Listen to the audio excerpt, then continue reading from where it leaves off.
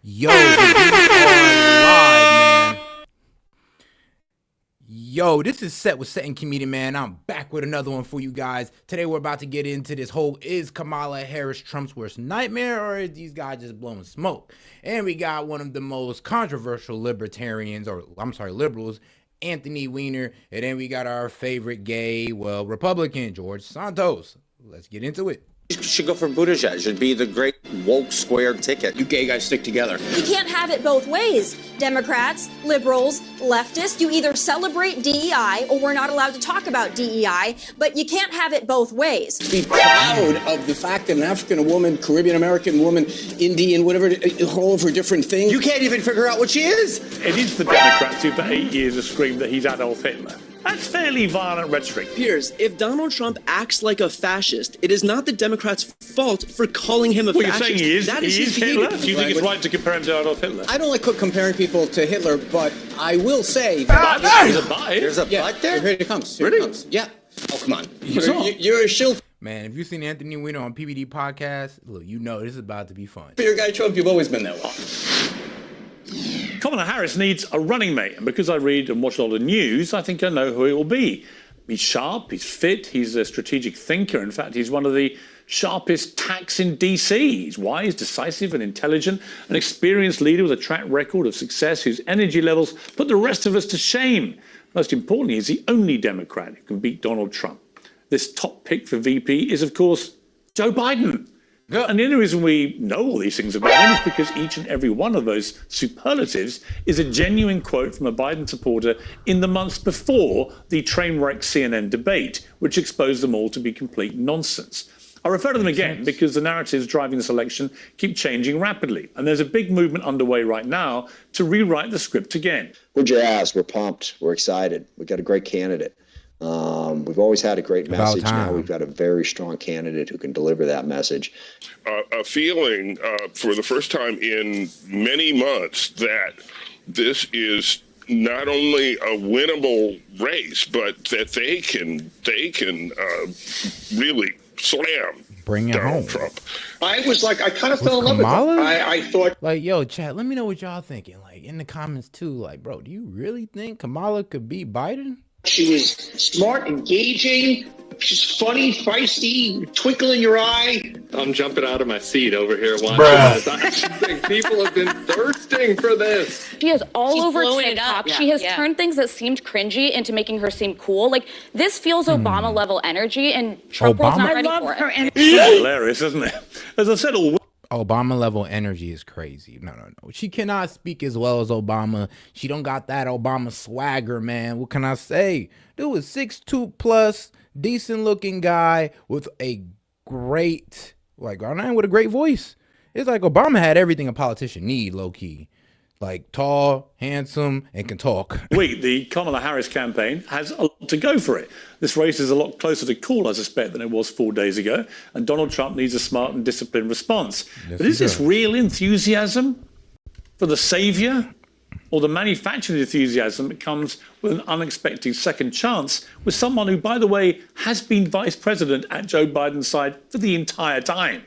Is this Facts. record-breaking fundraising because they feel like this is a brave new world, or the logical result of disenchanted donors returning to the party now the losing candidate is gone? Is this really Obama energy, or is it Chuck Schumer's audience energy? Now that the I'm sorry, but if you think Kamala Harris is giving Obama energy, like, yeah, I gotta doubt your intelligence for a little bit here. process is played out from the grassroots Well, at least your bottom eyesight. up, we are here today to throw our support behind Vice President Kamala Harris. I'm clapping. You don't have to. Hashtag orcs. A grassroots bottom-up campaign with a process that has played out in full. Really? I thought President Obama, Nancy Pelosi, George Clooney, and a bunch of billionaire donors just got together and made Biden an offer he couldn't refuse. But that's the line the Democrats are running with, and Kamala Harris took it to her first rally as presumptive nominee last night. We are running a people-powered campaign.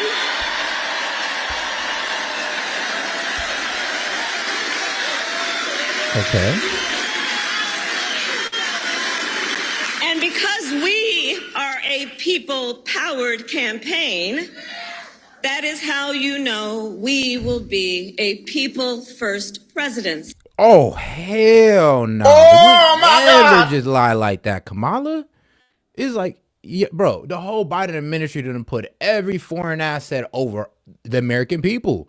We didn't print out dollars for us. We ain't further inflate our dollar for us. We further inflated our dollar for other people. So for her to come up here and literally say, oh, yeah, the Biden administration or my administration is going to be a people first, is like, she knows damn well they wasn't America first. That's why she's trying to spin off it now. A people-powered campaign, says Ms. Harris, but yet not a single person has voted for Kamala Harris to be the presidential candidate in 2020 or in 2024.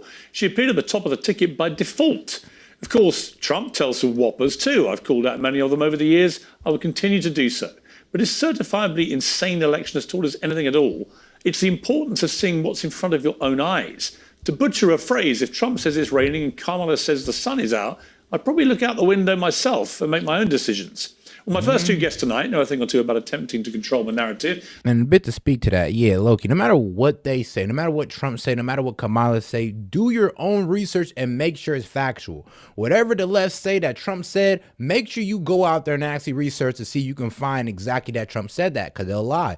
Even if Trump say they said something, make sure you research and fact check Trump. All sides must be fact checked to have I'm gonna be real with you, a respected answer or a respected opinion. And what can happen when it spirals out of control. And I bring them together at last for the debate you never knew you wanted, but I've always wanted to have. Former New York Democrat Congressman Anthony Weiner and the former New York Republican Congressman George Santos. Gentlemen, I feel that's a piece of history in the making in a rather historic month. Great to see you both on set here. You're freaking out. You Trump shills are freaking out, aren't you? You don't know what the attack is going to be. It's very, well, here's the interesting question, isn't it? I'm seeing all the excitement for Kamala Harris. But I may not love his policies, but bro, anytime he's on a podcast or show, he turns that mug up, bro. He turns up. I believe it will be quite a short-lived honeymoon. Could be. And then reality will kick in. 4 months, I spoke to Trump on Saturday night, and I said, how are you feeling about it? He said, listen, if one thing I've learned in the last 3 weeks, 4 months is going to be a very, very long time in this political cycle. And he's right. First of all, this decision by Joe Biden tonight to address the nation, but almost certainly not to resign the presidency, but to say, I'm going to carry on being president until January. Is that really feasible? I mean, most of the world's looking at this going, hang on, you've quit the race because you're basically... Like, you quit the race because you're sick, and then we're all supposed to trust you that you're supposed to run the country? Like, that don't make too much sense. Too infirm, competency clearly in decline. You've been bullied into it because you didn't want to go by all the grandees of the party and the donors.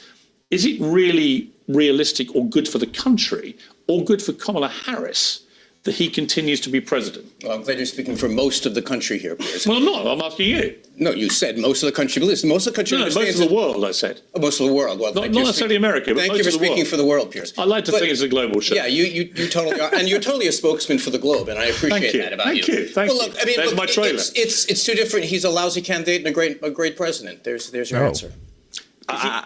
Was he fit to be president? Yeah, obviously. He's doing an amazing job. So why is he not carrying on fighting the race? Because he's not a good candidate.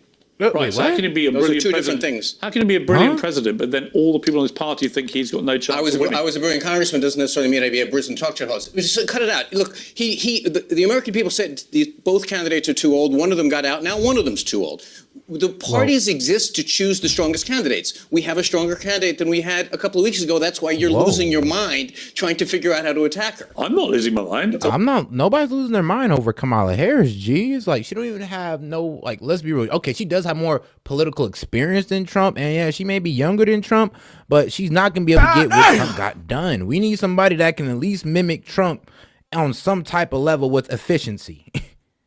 You played 32 sots about how, oh my goodness, you were trying to make a different narrative. We're not trying to make a narrative. No, I'm actually... let me finish my thought. We're not making a narrative. We're making a president. And it's two choices, and it is Kamala Harris and Donald Trump. And that's why your boy and your team is freaked out. It's not my boy or my team. Oh, come on. It's not. You're a shill for your guy Trump. You've always been that way. I'm not, and he would be the last to say I was. I've been critical of him more than anybody in the last year. Let's get him on the blower. Look, I'm going to say this. George, your response to this. I mean, Joe Biden is apparently such a brilliant president that that's why he had to quit the race. He's brilliantly in decline. He's brilliantly stupid. I mean, the president, unfortunately, is an utter disaster. This country's never been in a worse condition that it's been in the last 3 years under Joe Biden.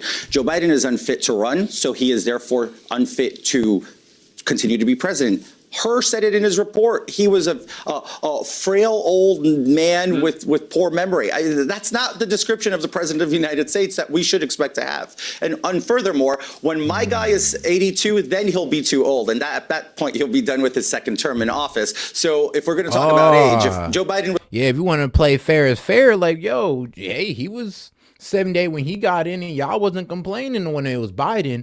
Oh, but now it's Trump. Oh, he's old. He's 78. I'm like, bro, you just had a whole 80-year-old in the office, not even making proper speeches.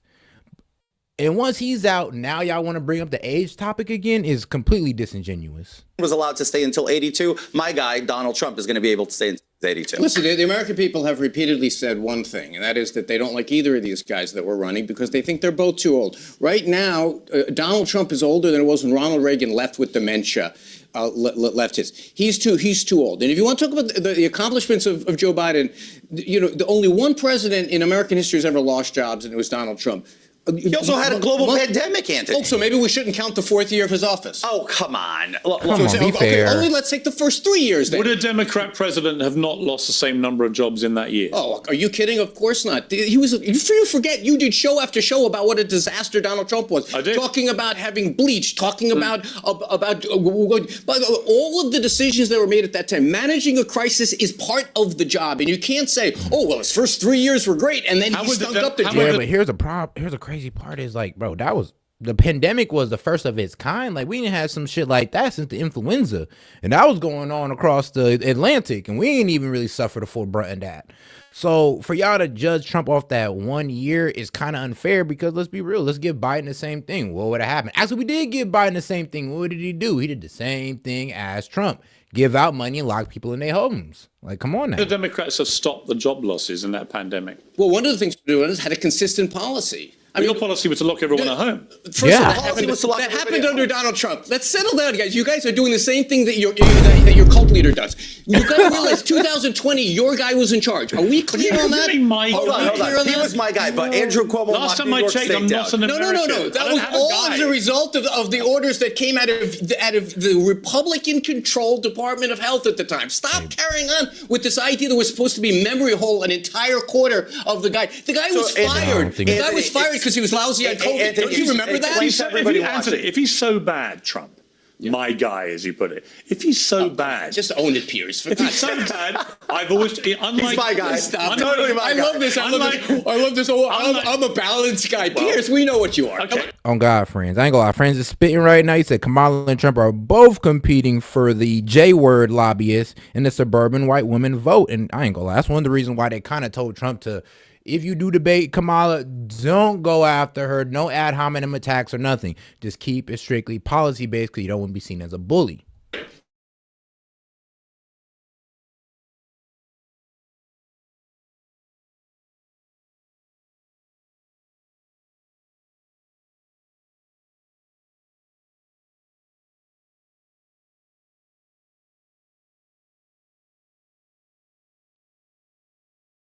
Do it. Piers and Donald Trump. Do it. And you'll read see. every column I've written about. Let's get you. Hey, 2-on-1. I thought you guys had 4 more people out here against me. Here's my question. I'm actually impressed you're only having 2. Here's my question for you. If Trump is so awful, if he's so disastrous, if everybody hates him so much, if he's the worst president of all time, blah, blah, blah, if he's the new Hitler, as all the left love to say. And Vance likes to say. How is it that he's currently leading the polls? Because we're a partisan country. Are you new in town? Anthony, I recognize this is not a Staten Island accent, but you must know. At this table... But he's up against the best president you've ever seen. Hey, Piers, if this table was running on the Republican line, he would have 44%. Anthony, that's not fair. That's the fact of politics today. That's not fair. But why is somebody who lost to Joe Biden now much more popular than Joe Biden? much more popular? Because Let's not get carried away. Hold on. How Much we- more popular, Trump's Anthony. approval- Trump's Yeah. more popular.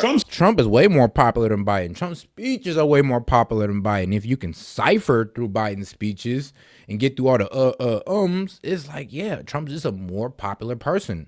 He been the popular person before getting shot. Let's keep it above. approval ratings this week have been his highest ever. The bottom, yes. And he Kamala just came off Harris a has convention and lower- Roshani went up 3 points. Kamala Harris has Hallelujah. lower And he's never approval been more ratings popular in than America Donald than Trump he at is his now. That's lowest. right. He's never been more popular. He's one of the Do you single- agree? He's one of the most unpopular figures in American political life, You maybe know in who's more American political unpopular? history. Your guy. 100%. That's why he's not running anymore. Let's talk about Kamala Harris. She's actually historically been even less popular. Kamala than Harris Trump. at her- Not today. If you want to quote polls, take a look today. Kamala Harris at she's her net lowest. up 14% in approval ratings. Listen, I get what you're trying to do.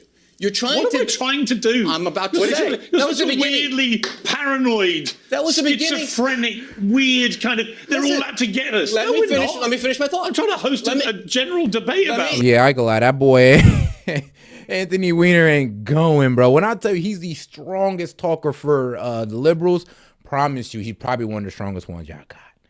But I'm gonna be all right. I ain't gonna lie. Mexican American media, but I agree with you on the whole Kamala Harris point. Like, bro, Republicans be saying racist and sexist stuff to Kamala on the daily, and yeah, they need to stop that. Like, we need to go ahead and debate her policies. But here's the smart thing that Kamala hasn't done. She really hasn't stated what her policies are to be attacked. So right now, everybody just attacking her history, you know, with the California senator and all that good stuff. It's like, yeah, so we need to wait until Kamala talks so we can start attacking her talking points. Let me finish with that. You're trying to take this dynamic that has emerged where the Democrats now have put in a better candidate than they had. I'll stipulate to that. No one disagrees with that. And you're ignoring the fact that the single biggest unifying coalition in American history is people who don't want Donald Trump to return to power. And now it looks like we're going to get that way. Right? So let's have that conversation. Do you actually, a serious question, do you actually believe that Kamala Harris is the solution here? I know she's getting a great press, but again, the reason I played Solution? What do you mean solution? Well, to winning. The reason I played the media, the mainstream media talking about it, is that they've gone from having done all this with Biden all year and denied the obvious that we could see and hear with our own ears and eyes. What they've done with Biden in the last 3 weeks is turn their knife into him and suddenly say, actually, he's useless and has to go. And now they're bigging up someone they've also trashed. I saw the 4-minute intro. I know your point, but I can tell you, but something like 60% of the American people have said repeatedly over and over again, both candidates are too old. This whole idea, the media told us he was a young. Have you? No one believed it. Have you watched TV for the last year? He's old, my dude. Joe Scarborough said he was as sharp as a tack and impressive, and he had a hard time keeping up with him. But for months, the media lied. For months, the Democrat Party said Joe Biden was incredibly talented. No, Anthony, you can't piss on my leg and tell me it's raining. It's the Democratic Party. It's not the Republic Party. It's not the Democrat Party. What, you don't even know the names of the party. The Democratic Party lied to the American people consistently. I know enough if you're going to make a reference. So Bryson DeChambeau has his brilliant YouTube channel. Let's talk about Donald Trump's golf game. Yeah. What is with... Now, I ain't gonna lie, we do got a whole Democratic Party that's low-key responsible. They did sat out there in front of our face and told us that this man is sharp as a knife. Like, he's the most well-functioned man you'll ever see. And let's be real, when it came down to that debate, we saw the truth. And now all of them are flipping on by like, oh, this just happened and all that. I swear he was good just a week ago. And it's like, come on, bro, you gotta stop the cap here. This obsession with Donald Trump's... You just said he's too old to be president. If you watch an hour of him playing golf with the current U.S. Open champion, Bryson How about DeChambeau, this? I got a better idea. Let's watch him at a rally. Let's watch him at the second best round he did for this. Let's watch him at a rally. Let's watch him at a rally. Call Nancy Pelosi, Nikki Haley from 4 times in a row. Let's talk about him. I don't want to get electrocuted. I want to get it by sure. But they're not that different. Let's talk about him. Let's talk about him say that EVs can't fly when it's raining or whatever it is. The guy is demented, but that's cool. We're gonna have an election now, and we're gonna learn about it. One thing that every poll that you've reported said, both guys are seen as too old, and a lot of people hated both people. Well, now one of them is out, and now we just have one old demented dude. Here's the thing, though. If you look up the ages of all world leaders, it's 60 plus. Yeah, it's 60 plus all world leaders. So when he's saying, oh, they're old and demented, I'm gonna be like, bro, hey, Putin like 71, G. No, China's dude, I think, bro, like 75 or something. It's like all these dudes are in their 70s. She chooses her VP.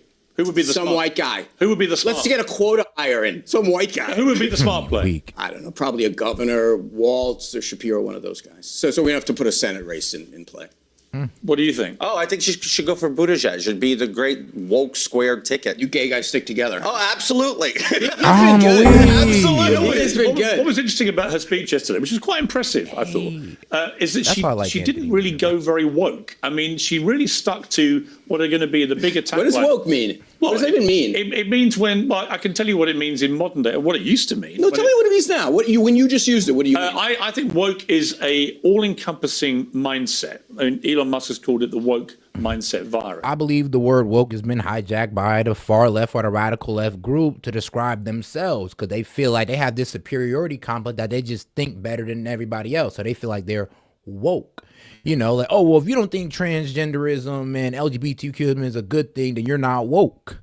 You feel me? So it's not about being awakened to new knowledge or forbidden knowledge. It's about being accepting of what they want you to, I don't know, think. It's really like a thought mind control. Like they control how you think. Where you basically virtue signal over facts. You play the victim. Yep. You he try definitely. and cancel any. And Shapiro did an interview with the Breakfast Club, so I'll get into him so we can see what we're dealing with here. What's an example? Anyone that doesn't agree with you. What's an example? Anything you like. That's not an answer. But you use the expression. I don't think you know what it means. Woke to me means awake. Let me give you. Woke. Awake. Come on. Let me give you. What do you? No. You guys are awake. You guys are woke. You want to beat up transgender people. No, you want no, to. we don't want to beat them up. No. Here's the thing, my Mexican homie, bro. Kamala Harris is not on Trump's level. Kamala Harris, dog. She's just a senator. She's not ran anything at a high level. I'm gonna be quite honest with you. She's not been governor. She hasn't even been mayor, my man. She's just a senator. So when Trump has been a whole president who ran the entire country in and out, and he did it low-key successfully, let's be real. We may have our disagreements about COVID and all that, but that's that. But let's be real. We put her in charge of the border. She was czar of the border, and look how that went down. Do you really think we can trust Kamala's leadership? With the history is even more shameful. Pornographic books out of schools. We want men out of girls. By the way, DeSantis, his campaign all about woke was rejected by the Republican Party and the Democratic Party. So keep it up, guys. Keep woking it out. And by the way, I saw you stumble over what woke is because people use it at this point as a cudgel. I'm about to give you an example. I know, but I'm talking first. People use it as a cudgel, and by the way, it's unpopular. So keep it up, my man. I agree. This is why she didn't go there and why Trump has actually backed off it a bit. But if you want an example of what I'm talking about, which she supports, by the way, it is the absolutely disgraceful farce of allowing biological males to compete against women in women's sport, right? Which is abhorrent. Yeah, Can you agree to that, Anthony? Can I take you concede to that? You ignore facts Can because you you want tell a me- virtue signal about fairness. Tell me a little transgender bit. people. Tell me a little bit about what the president has done about that, or what Kamala Harris has done about that, or what Congress has done about that. Why don't you guys focus on the fact that American people, and then you get up in the morning, they're trying to figure out how they're going to raise their kids, get them to a quality school, get them to mass transit that works, living in a world that's not boiling at the seams. Do you think they're really saying, boy, I hope that someone doesn't run against my daughter at camp? All right, Let me make a point. If you have a daughter who's performing at a high level in sports, yes, you would be praying every day that some transgender woman don't walk up and try to take her title from her, or try to take what she's worked so hard for. Yes. If you had a daughter, you would pray and hope every day that don't happen to her. Country, and we're not going to do it. You don't have a daughter, do you? I have a son. Right. All right, I have a daughter at 12, right? He's a lovely young man. I have Jordan, three please, lovely. Jordan. If you're watching this show, Jordan, you're the only 12-year-old. I have three lovely sons too, but my daughter is 12. If she was competing in sport, I don't want her being given a completely unfair track, right? Complain to your school board. Don't complain at the president of the United States. Don't try to divide our country over these issues. No. If you want, it we doesn't can divide the country. We can come up with issues that we think are wedge issues. We saw Ron DeSantis run an entire campaign on this. He got like 4% of the vote. It's not a thing that people care about. People care about what Democrats are talking about. Having an economy that's humming again. Not losing jobs, creating jobs. Not being in a situation where you have a vice presidential candidate on the Republican line who believes what most Americans do, which your friend Donald Trump is a sexual abuser. Oh, wow. Hang on. I'm going to play another clip from Kamala's speech. He pulled that She talks card. about abortion rights. Take a look at this. And we who believe in reproductive freedom man. will stop Donald Trump's extreme abortion bans because We trust women to make decisions about their own body. Yes, we trust women to make irresponsible decisions to constantly kill their unalive their kids inside their own body. Yes, that's what we're so strong over. We're strong. We're making a strong position for women who are irresponsible, who just want to take kids out the game so they can go off and party and do drugs more. Yes, that's what we're fighting for. And no. We're not fighting for the girls who got raped or an incest situation. No. We're fighting for the irresponsible women who go out there, party, sleep with a dude, get pregnant, and then go abort the baby, and then move on with their life. That's what we're fighting for. We're not fighting for anything, I'm going to be real with you, of honor or valor or anything like that. This is all just out of greed and, it's just all out of greed. I'm just gonna say it like that. How important do you think abortion rights are going to be, and how confusing is the Republican position on this? Here's the deal. Abortion rights it should be a non-starter. We resolve that with the Dobbs decision. It's a states' right. I don't understand. The Republicans are falling into the Democrat trap of making this election about abortion and deflecting about the issues of the border, deflecting about public safety. When Anthony here says, hold on, let me finish. When Anthony says that Americans just want to get to work and do their job and support their families, how about allowing and creating an environment where Americans can get to work alive? Because in many cases right now, the crime is absolutely rampant. Just yesterday, an 18-year-old abortion. Answer the man's question. I answered. My position on abortion is irrelevant. What's Trump's? Trump's position has been very clear. It's a state's issue. It's a state's issue. So he's in favor of what it is in New York. Well, it's a state's issue. Right. So he's in favor of what it is in New York. He supports the Constitution. The 10th Amendment supports that the states decide what's best for themselves, and that's a done deal. Stop trying to federalize abortion. Yes, please stop trying to say that Trump just want to get rid of abortion. He doesn't. He keeps saying that, all right, we'll just leave it up to the states, because I'm gonna be real with you. Everybody in the Republican cabinet see how gun-ho the liberals are about this. They see that they could lose the whole election if they want to go against how they really feel about abortion. And I'm gonna say it, most Republicans, I say about 70-80% of them just want abortion banned. But due to the fact that they got to deal with the people who want to do it, they're like, all right, cool. We'll just leave it to state by state, and we'll let the people who don't want to live in that type of state move out and move to a state that doesn't support that. It's like, yeah, that's why we're just going to leave it up to the states. I just want to understand, and maybe you can explain, Pierce, because you're close with Tom. No, you don't want to understand. I do. You want to rope Republicans into your abortion talk. We don't have to talk abortion. Anthony, it is kind of an issue. How important do you think it's a non-issue. I just wanted to understand it. The Republicans' position on abortion has always been that they're pro-life, right? But now they apparently are pro-choice because they say what they want to let New York decide.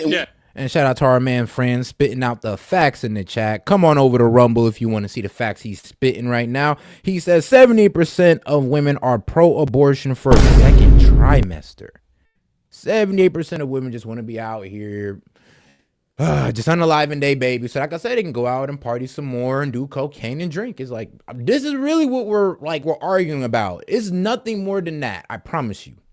Decide. Okay, so what is the position of Donald Trump on the fundamental? I've never met a politician, and I know George is not one of these, who doesn't have a position on abortion. Well, I know his it's position. A fundamental right. Go ahead. What is it? Well, he's made it clear through briefings to friendly media. And the Supreme Court appointments that he's made. He believes that he personally believes in something like a 15-week term limit, right? Which is not unreasonable. It's not unreasonable. I can get behind that. His overarching belief is it should return to the states to make decisions. Okay, but I see 15 weeks. That's like, that's like 3 months in 1 week. Yeah, I could do that. I can get down with that. It's a bit crazy still. Like, it's still got a living baby inside of you, but all right, I guess. It's like, bro, that's not the whatever overarching. y'all want to do. You either believe that a woman has this constitutional right to her own body, or you don't. And the Supreme Court has said there is no such right. One state can decide one thing, another state can decide. And when I'm gonna be real with you, and and this is why I agree with the Supreme Court kind of overturning Roe v. Wade, is because if we really want to look at America today, we are suffering from depopulation right now. So maybe these Supreme Court judges was just looking at the situation and be like, yo, we need kids up in this motherfucker. Like, everybody is going down. White people down in birth rate, black people aborting more babies than they put out. So maybe the Supreme Court justice was like, you know what, let's do what's best for America and take out abortion, and let's let these people just start having babies, goddamn it, because we losing them. And if you don't know that we're suffering from depopulation, then you really need to look online, open a book, something. Let's go.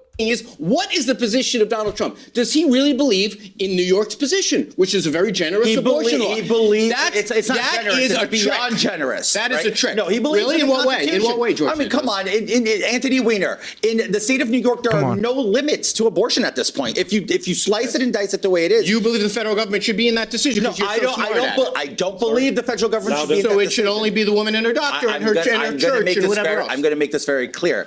In the state of New York, a woman at the 6th month of gestation is allowed to have an abortion. I was born at the 6th month of gestation. So to say that there's no life, it's just a fetus. Who a should clump of decide? cells. I think Government? I think that's a personal decision. State legislature? You're saying the state, George? Personal decision between Donald Trump says it should be the legislature. But let the legislator decide. It's just voted by the people. Right. Donald Trump believes the legislature All right, I'll be right back. Chat, give me like 15 seconds. should decide whether a woman has the right to by the choose. people. All right, I think that's pretty clear. I'll tell you what, let's just bring in two more guests who are going to join us. This is the host of Fearless on Outkick, Tommy Laren, and by the host of No Lie and the author of Shameless, Brian Tyler Cohen. Okay, Tommy, you are a woman, the only woman on this panel. This issue of, well, first of all, let's start with something you've been very big on for the last 2 years, Joe Biden's fitness to continue being president. I'm completely bemused why somebody of his advanced age showing such signs of cognitive disrepair and rapid decline can quit a race 4 weeks almost before the election, but still remain the President of the United States and Commander-in-Chief. How do you feel about that? Hey, Biden do what Trump could do. Well, listen, I'm a little bit hesitant to say that he should resign his office because I really don't want a President Kamala Harris. So I will tell you that, just to be quite frank with you. But we're expecting to hear from the current president tonight. I hope that he'll clear some of this up. But if, in fact, he does speak tonight at 8 p.m. Eastern and he tells us that he dropped out simply because he thought he was going to lose, well, that's, again, another notch on the belt for the party that believes in democracy and they want to uphold it at all costs. I mean, dropping out 100 days before a general election because you're losing doesn't exactly scream democracy to me, Piers. But I'll tell you this, he owes the American people a lot of answers. Vice President Kamala Harris owes the people a lot of answers. What did she know? She apparently... Yeah, I ain't gonna lie, France, but another good point. White women are the largest voting bloc, by the way, and they're always the decider of elections. Let's keep it real. And okay, and he left good more information. All nations except Venezuela, Argentina, Peru, Zimbabwe, Morocco, and Tanzania.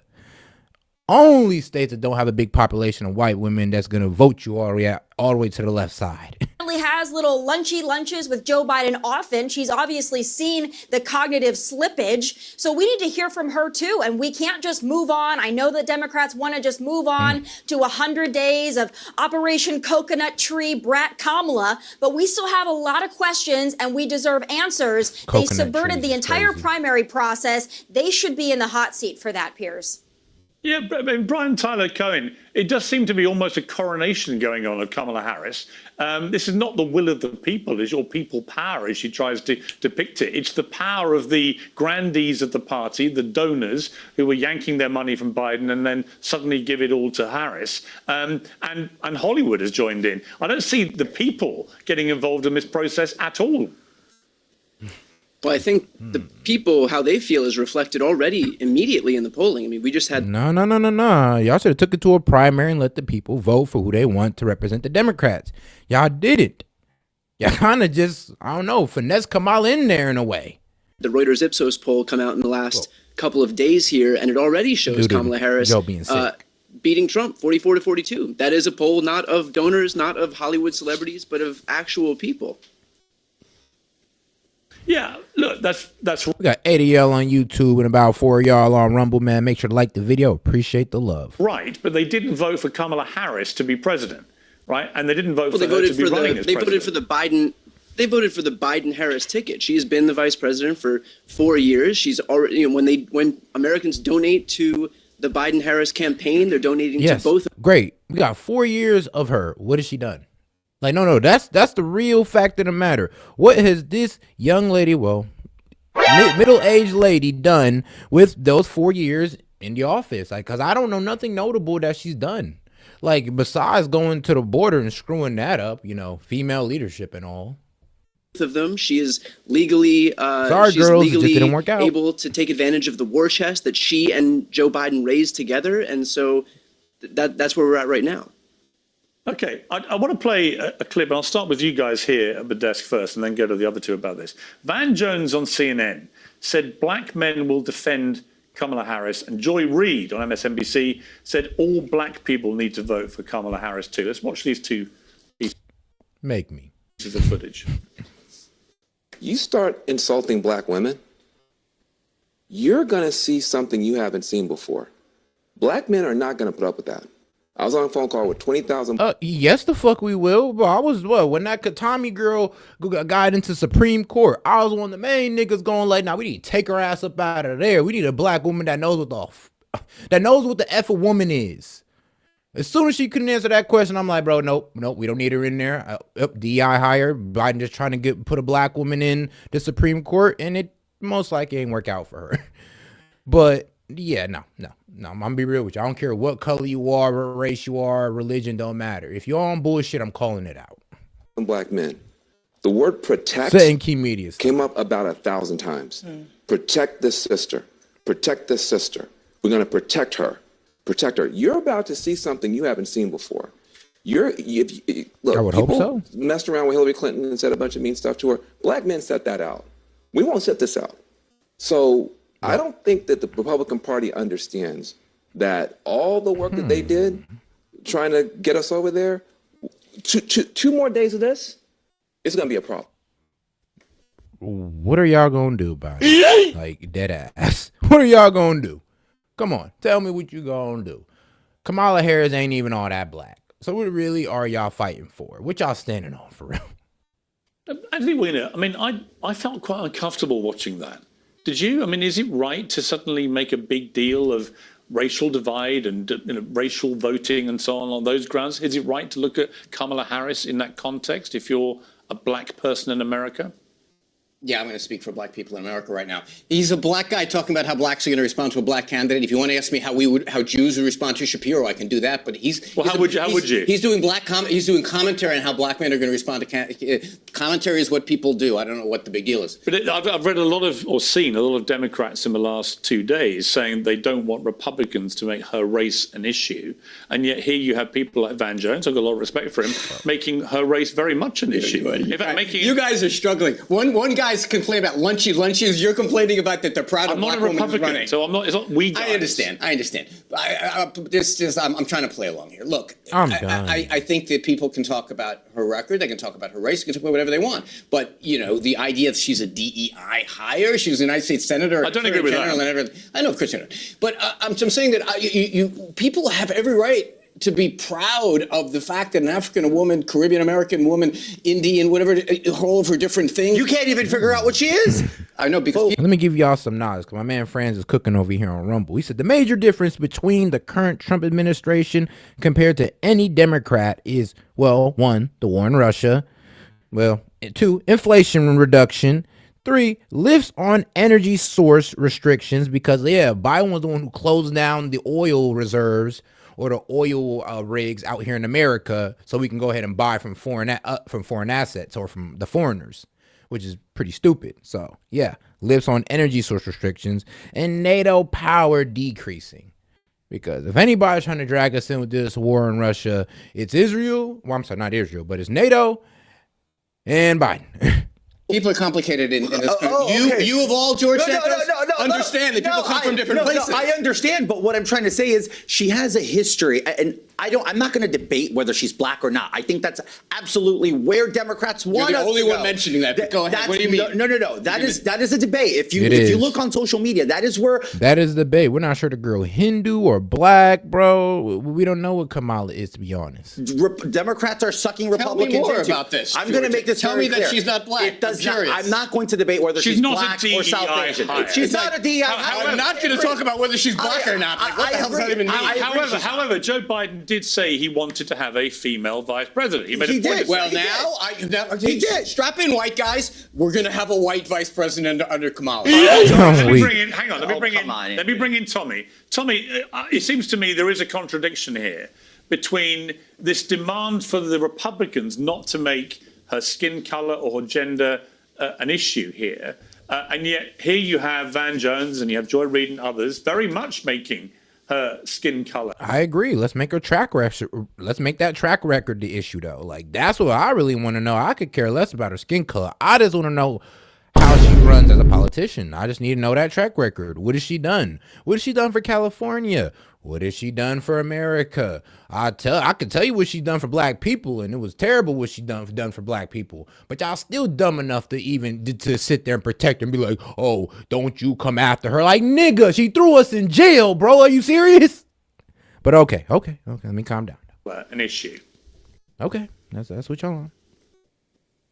Exactly. So the word DEI, or the acronym DEI, has become almost like woke did a few years ago. It was so celebrated by the left, and now they're running away from it. I don't know why. You guys run away from your own words on the left. But listen, you can't tout somebody as the potential first female black president and then say, but Republicans aren't allowed to say that. And just as you articulated, Piers, this has been driving me nuts for days. There have been so many people that say on the left, you must vote for her if you're black. You got to vote for Kamala Harris because she's black. If you're a woman, you got to band together and vote for her because she's a woman. But then I won't even let my girls vote for her. Hell nah. Actually, no, I'm gonna hit my girls up right now. Like, man, who you voting for? Harris? Don't know the fuck you not. Like, I'm probably on that type of time. if Republicans say, oh, you're only voting for her because she's a black woman, then all of a sudden, how dare you? You're racist and you're sexist. You can't have it both ways. Democrats, liberals, leftists, you either celebrate DEI or we're not allowed to talk about DEI, but you can't have it both ways. So either you're excited about it or you're not. Pick a lane. Operation Coconut Tree is underway. Yeah, that's probably flex it. Okay, Brian, you said this. You made a video saying that Kamala Harris was Trump's nightmare. You said if you could scientifically engineer the worst possible candidate for Trump to run against, she would probably look like Kamala Harris. Why would she look like Kamala Harris? No, the worst person to run against Donald Trump would be somebody that looked like Obama. That would be, it'd be over. If we had 3 terms and Obama just came back, it'd have been done. It'd have been over. I'm sorry. Well, instead of this election becoming a referendum on Joe Biden's age, now it's a referendum on 2 things. It is I wouldn't even vote for Obama, but I now have a prosecutor going up against a convicted felon, and she is able to, no pun intended, prosecute this case extremely effectively. And we saw that in her Wisconsin speech right off the bat, where she didn't shy away from this issue. She didn't hide from it. She went right in, and she talked about how she spent her career. Hey, yo, chat. I'm about to tell y'all something crazy. Because Vivek is Indian. J.D. Vance is married to an Indian. Kamala is half Indian, like I said, half Hindu. It's like we don't even know if we're really supporting a black woman here. Fighting against con men and frauds and sexual predators and cheats. Donald Trump is all of those things. So that's the first thing. The second is that she spent the last year going around the country, crisscrossing the country, speaking to young people, going to colleges,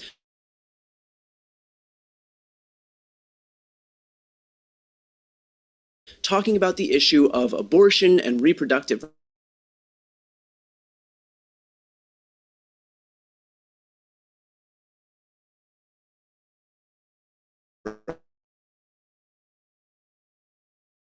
rights.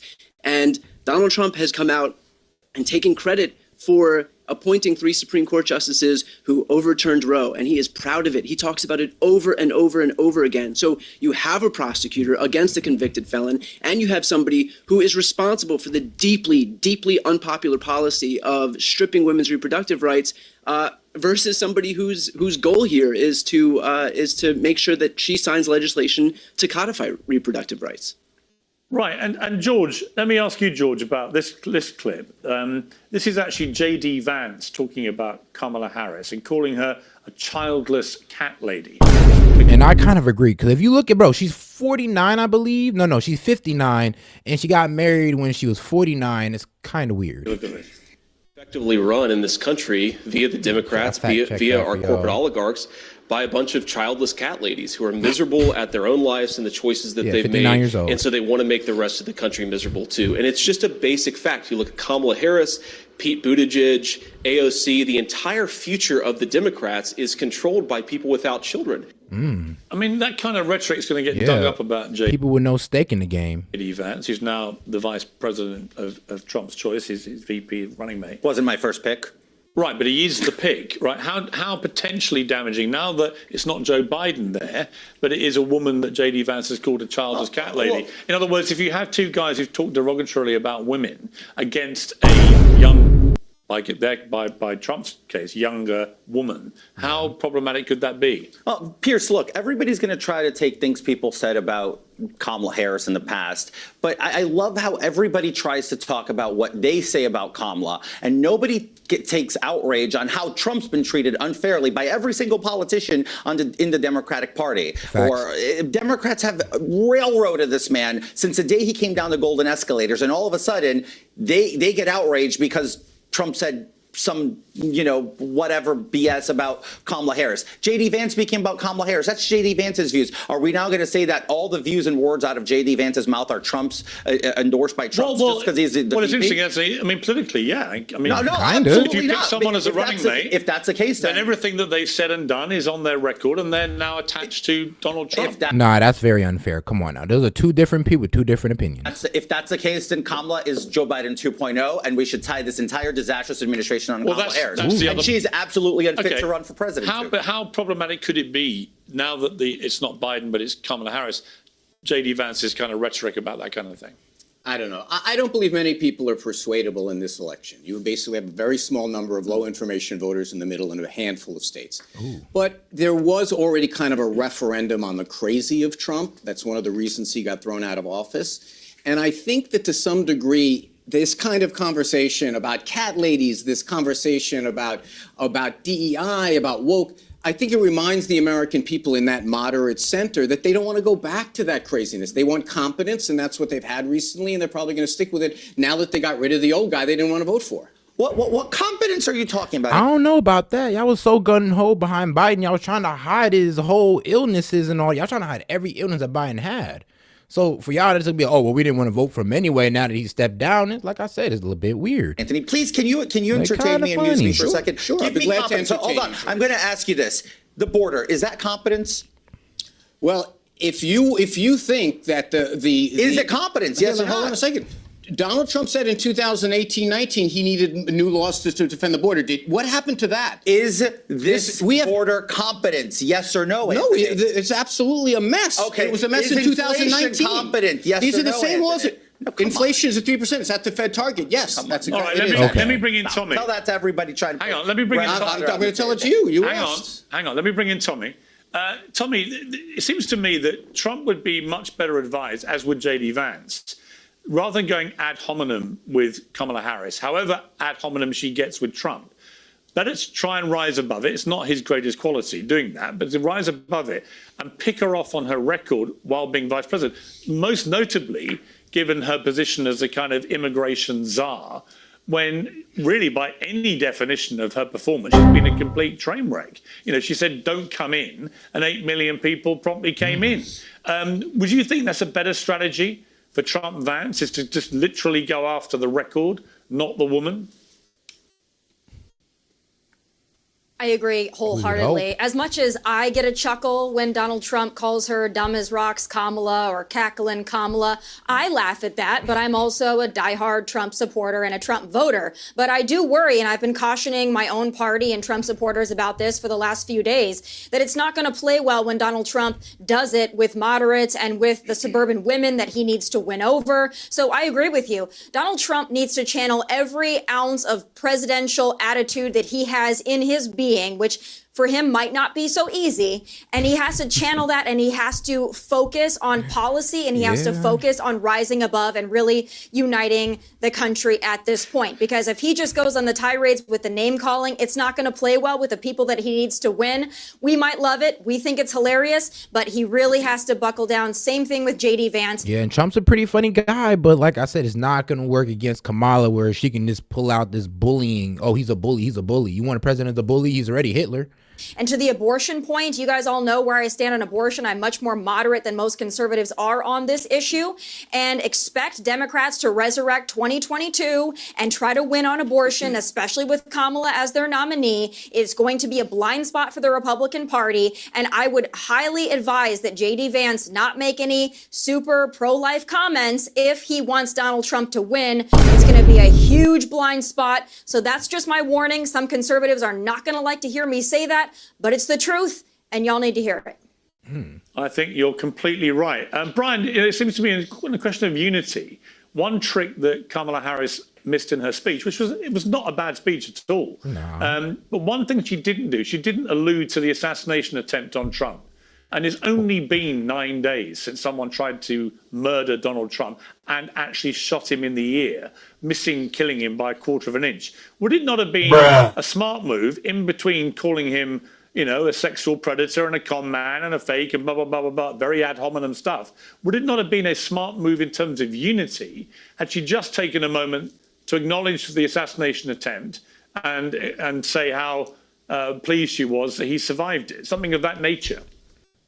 Piers, I find it so bizarre that the onus is always on the Democrats, it's always on the adults in the room to create unity. Where was everybody for the last 6 years calling for unity when Donald Trump was president? And, as far as the violence is concerned, I feel like any effort to try to pin... See, and this is what kills me with the Democratic Party. Is like, yeah, y'all say, oh, where's the unity? Where's the unity? I'm like, bro, you was calling these people hillbillies. Y'all gave them MAGA. Y'all called them racist, white supremacists. It's like, y'all killed the unity in America, not the MAGA group. I'll be quite real with you. Again, the onus on Democrats in terms of lowering the temperature in this country is just a testament to the fact that the Republicans are graded on the curve. Remember, it was not the Democrats. While we're talking about political violence, it was the Democrats. It wasn't the Democrats who laughed at Paul Pelosi being bludgeoned with a hammer. That was Paul Pelosi is a scammer who didn't scam millions of Americans out of money through inside trading. So I'm not, it's not right, but I'm not surprised. Donald Trump. It wasn't Democrats who called for military tribunals for Liz Cheney. That was Donald Trump. It wasn't Democrats who laughed at a kidnapping plot against Gretchen Whitmer. That was Donald Trump. It wasn't Democrats who called for General Mark Milley to be executed. That was Donald Trump. It wasn't Democrats who posted a baseball bat photo with Alvin Bragg and threatened death and destruction if he was charged. So in all of these examples, Piers, it is not the Democrats who've done this. It's not the Democrats who've validated the use of political violence as a tool in this country. And it shouldn't be on the Democrats all of a sudden to be the adults in the room. All right, Brian, to a point, Lord Copper, as we would say in the UK, right? It is the Democrats who for 8 years have screamed that he's Adolf Hitler. That's fairly violent rhetoric. You're comparing him directly no. to an absolute genocidal maniac who murdered 12 million people, including 6 million Jews in a Holocaust. So when you do that, that is violent rhetoric. Yeah. Piers, if Donald Trump acts like a fascist, it is not the Democrats' fault for calling him a fascist. You're saying he is, that is his Hitler? He is Hitler? No, absolutely not. But I'm saying he does act like a fascist. He does want to consolidate power in the executive branch. He does want to send the military into American cities. He does want to. You have no problem comparing him to Adolf Hitler. Project 25 conspiracy. I am calling him a fascist. That's what I'm doing. Okay, let me bring that to you. By the way, doesn't J.D. Vance call him that? He didn't. He was equally wrong. And didn't Donald Trump use language like vermin of the people, like basically echoing the? So do you think it's right to compare him to Adolf Hitler? I don't like comparing people to Hitler, but I will say that. There's a but. There's a but there. Here it comes. Really? It comes. Yeah. Okay. If you talk like a fascist, if you act like a fascist, tell me a little bit about this mass deportation, Piers. Oh, actually, George, you can help me with this. No, I can help you. I can help you. Well, hold on. You're doing a guest here. You're doing a guest is supposed to represent. I know you want to play the part of Donald Trump's defender, but let's have a guy that actually does. I'm playing the part of the moderator. Actually, you both can do it. Or all four of you can do it. Anthony, try and contain yourself. Who was the biggest mass deporter of people in American presidential history? Barack Obama. He's so sporadic. He's like, no, let me take it to you. No, let me take it to you. He's like, bro's sporadic. That's why he's a good show when it comes to these podcasts, for real. Barack Obama. Barack Obama. Actually, the last time we had a mass deportation. No, that's not. A lot of people. Yeah, it's a lot of it's not up for suggestion. It's factual. You asked me about mass Chief deportation. and deporter. No, I'm saying, how's it going to? You want to talk about Obama, you want to talk about Biden. How's the mass deportation going to happen? You're holding up signs at your convention. How's that going to work? Just walk me through it. I just want to understand. Let me ask you again. Who was the biggest deporter of people I've in already American done the history? answer. Which president? Eisenhower. No, Barack Obama. Eisenhower and Operation Wetback had more. Barack Obama deported 3 million people. Ryan? The Democrats are very tough on the border. Democrats are tough on the border, no doubt about it. No, they were tough on the border. Also, In the past Obama, Biden was good on the border. Thank you. Don't try Thank to say, you. no, Thank you, pal. I agree with you. Barack Obama, Dianne Feinstein, Really, nigga? late Dianne Feinstein. They were. All right, so enforcing actions continued to rise under Eisenhower until reaching a peak of 1.1 million in 1955, the year of Operation Wetback, which enforced actions then fell by more than 90% in 1955. Okay, so yeah, about 1.1 million compared to Obama's 3 million? It's like, okay, so he's very misinformed. Great on the border. So we know how Democrats. We know how Democrats do it. No. How do you guys do it? Sorry, with respect, I did. You've got the poster, but you don't have a candidate with any position. It's not that hard. It's not that hard. Oh, good. Hey, hold on, Piers. I want to hear this. Start with every hotel here in Manhattan. And do what? Just empty them, vacate them out. What do you mean vacate them out? Get them back home. Who's going to do that? Who are you going to hire to do that? You have ICE. You already have the system in place. Okay, so they're going to go. ICE, by the way, ICE is about 4,000 people. You're going to deport 12.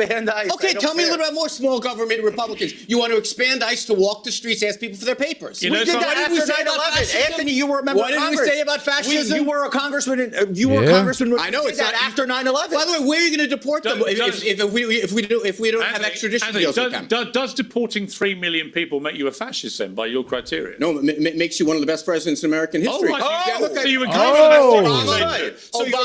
agree agree with mass deportation? Obama, Biden, we know how that is. So you agree with mass deportation? I'm going to answer your question. You don't need to answer it 3 times. I answer every question. Mass deportation is a poster for Republicans. We saw how Obama, Biden do it. We know how they do it. Now, this is about the 2024. Pardon me. So it's fine if you do. Pardon me. That's how Biden does it. No. Fine if the Democrats. By the way, if Donald Trump stood up and said, I want to be like Obama, Biden, I might vote for him. Is that what he's saying? Is that what you're saying, George? So if he said... You want to be like Obama, Biden? I want to make sure I understand. So Anthony, what about the one who has lunchy? Does she want to do that too? Okay, let me come... Well, listen, at least you emulate the right people. Let me come back to Tommy. Tommy, it does make me laugh when I hear Anthony talk about fascism, and one of the criteria is mass deportation, and then he salutes Barack Obama for being the greatest of a bunch of police officers to walk the street. Don't misquote me, Talking to Tommy, for being the biggest mass deporter in the history of the United States in terms of any president, which he was. 3 million people he deported, right? So mass deportation is fascism if Trump plans it, but if it's done by Barack Obama, it is a magnificent thing which Trump should aspire to do. I can't quite follow that, can you? Yeah, me neither. Well, liberalism doesn't make sense, Piers. We know that. But I'll also say the majority of the American people support mass deportation, including Democrats. We learned about that a couple months ago in a poll. But what I don't understand... Oh, God, the way it's been destroying certain Democratic states and cities. Oh, yeah, that they on the bandwagon now. With Democrats is that they're just clutching their pearls over a mass deportation effort when we have 10 million people that came across our southern border illegally, and that's not including the gotaways. They have no problem with that. People can just invade our country, break our immigration laws, no problem. But then if you take those people that came in the last 3.5 years and you said, okay, you broke the law, now you have to go back because you broke the law and you came in mass to our country, then all of a sudden they clutch their pearls in horror. Are you kidding me? That's what we need to do because your president, your sleepy president, allowed 10 million plus people in, and it's not sustainable. Your own governors and your own mayors know that it's not sustainable. So the open border doesn't work. And the only way to fix an open border is to close it and then also deport the people that came in under it. That's just basic logic. I know you guys don't operate on that, but please save me your... Because you know it's crazy? Like I was watching, I think I was watching Fresh and Fit when they were doing the little kick with the pedo thing. Bro, it was crazy because, bro, there was a lot of dudes they was running into that were just Mexicans from across the border that just had that weren't American citizens. But they're out here, you know, messing with little kids. Yeah, over here from Mexico, messing with little kids across the border. Swung over our border in Miami somewhere. It's like, this is what the open border has led to. These type of sexual deviants coming into our country. There are good people who make it through. The visa program, those are the good immigrants, but the bad ones are the ones that just run across willy-nilly. Horror and your outrage. Okay, Brian, save us your horror and outrage. I mean, this whole issue of immigration, I don't think any fair-minded Democrat in America could possibly look at the number of people that come over the border illegally in the tenure of President Biden and not share everybody else's view that is completely unsustainable and clearly has been a failed policy on the southern border. Do you think it's been a success or a failure? Well, all of this might suggest that we need some legislation on the border. And in fact, we had 3 senators, Kirsten Sinema, Chris Murphy, and Republican James Lankford negotiate a border bill that was not only the most conservative border bill that any Democrat could have signed, but it had no comprehensive immigration reform, which is historically the absolute condition that Democrats require. Instead, it had Ukraine aid that was attached to it, which passed anyway. Yep, that's a fact. I remember that BS too, bro. It was like, oh yeah, we're gonna have this border bill, $100 billion dedicated towards it, but it had what, like 60 mil going out to Ukraine? I mean, 60 billion going out to Ukraine is like, bro, that's not a border bill. It's crazy how they try to put it under that name. Which means there was nothing that the Republicans gave up. And yet Donald Trump issued his clarion call to Republicans because he thought it was too important to preserve the issue of the border as a campaign issue. And so Republicans just didn't want no more foreign aid going out, and they seen what the border bill was. And then the Democrats, once the Republicans said, no, we don't want that, the Democrats spin around going, oh, see, they don't really want to fix the border. They don't really want to fix the border. It's like, no, they do. It's just that can you write us a bill that just don't have a name only, and actually when you read the text, it actually says, yes, we're going to send $100 billion to help the border, and not $60 billion to Ukraine and only $30 billion to the border. Like, nah, y'all ridiculous and being disingenuous about it. He wouldn't allow this to be solved. So for Tommy and George, spare us the grandstanding about the border when I didn't hear either one of you come out and say that this border bill needed to be passed when Donald Trump was making sure that it didn't get passed because he wanted to make sure the border was as chaotic as humanly possible. Okay, I want to switch. So it's Donald Trump's fault that the border's chaotic. Yes. That's exactly what. By the way, in 2019, Donald Trump sat in the Oval Office and said, I can't do this without laws. My distinguished friend who's on this panel says, it's common sense. No, you need laws to do it. Donald Trump couldn't pass the law in 2019. Joe Biden was prepared to do it here, and Donald Trump vetoed it. And by the way, I fact-checked it while we were waiting. It's actually Clinton who did the most deportations of any. No, it's not. You stupid. Yeah, what? It is. No, it's Obama. I just checked it. It's no, you're I wrong. just checked it. I've written columns about it. It's not well, true. Paul, you wrote your column in the New York Post, therefore it must be true. I will bet you $1,000 to charity that Obama did. I don't have 1,000. Yeah, bro. Yeah, Obama did 3 million. Eisenhower did 1.1 million. Clinton did 1.8 million. Bro, yeah, this man don't know what he's talking about. Like, man. However, I'll bet you $10. I'll bet you $1. I'll bet you $1. Okay. That Obama man is deported hilarious. more people than Clinton. It's a fact. He also dropped more bombs in a calendar year than any other American. By the way, you know, and all of those. Pierce, hold on. Now you want to run against anyone against Kamala. You Trumpers are all the same. I'm not a Trumper. I want to say this about the deportation thing. We have laws around doing this stuff. If Donald Trump says we're going to use the law right now, the people that are here, despite what this person on our panel said, people who are here under the asylum laws are here lawfully. They're fraudulently. They have to be adjudicated when they're here under the asylum claims 9 years back. People are walking into the United States. George, I can say this because you were there later than I was. You did nothing to increase our capacity to throw out people in asylum. That's what the compromise was about. I was a big advocate to double our immigration judges so that we got 10 of y'all, 6 on Rumble, 4 on YouTube. Make sure to like the video. Appreciate the support. We can double the process. In that case, on this issue, you'd be better than Trump on immigration. Congratulations. All right, George Santos is better than Trump. That's a good way to end that particular part of this. I'll take the win. We're running out of time, but I want to go to Tommy quickly just to talk about this issue of Benjamin Netanyahu coming to address a joint session of Congress. This is to boost support for his war, obviously, in Gaza. A lot of people, mainly Democrats, staying away from showing any support for this speech. What do you feel about that? I mean, in a democracy like America, when it's one of America's great allies around the world, should people be able to stay away? No, they shouldn't act like children and stay away. If we have to sit there and listen to Zelensky address us how many times now and beg for money, then we should be able to all come together and listen to the leader of the only democracy in the Middle East. But I think it's also very telling that Vice President Kamala Harris, who is your presumptive nominee, who wants to prove to the American people that she can handle foreign policy, something she's never really handled before, that she has instead decided to go to a sorority instead of hearing the leader from, even if she disagrees with the war, that's on her, but to even go and listen and preside over the Senate, which is part of her job, the fact that she is instead deciding to go yuck it up at a sorority is really telling. And it's exactly why they call her Brat Kamala and think it's so great. Well, it's an unserious person who's unserious about proving herself to the American people. She was not elected to be your nominee. She was anointed your nominee by all counts. And now she doesn't even want to show up to do the job she has right now because she wants to go speak to a sorority. Give me a break. What a joke. Man. I mean, said Brian, it right. do you feel comfortable about Democratic lawmakers snubbing Israel's prime minister like this, whatever the view of the war?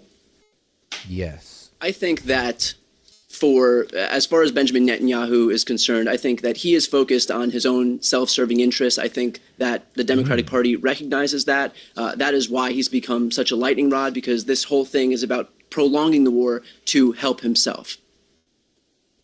Okay. We're going to wrap now. So final word to you guys sitting here. Thank you. It's been great. Really enjoyed the debate.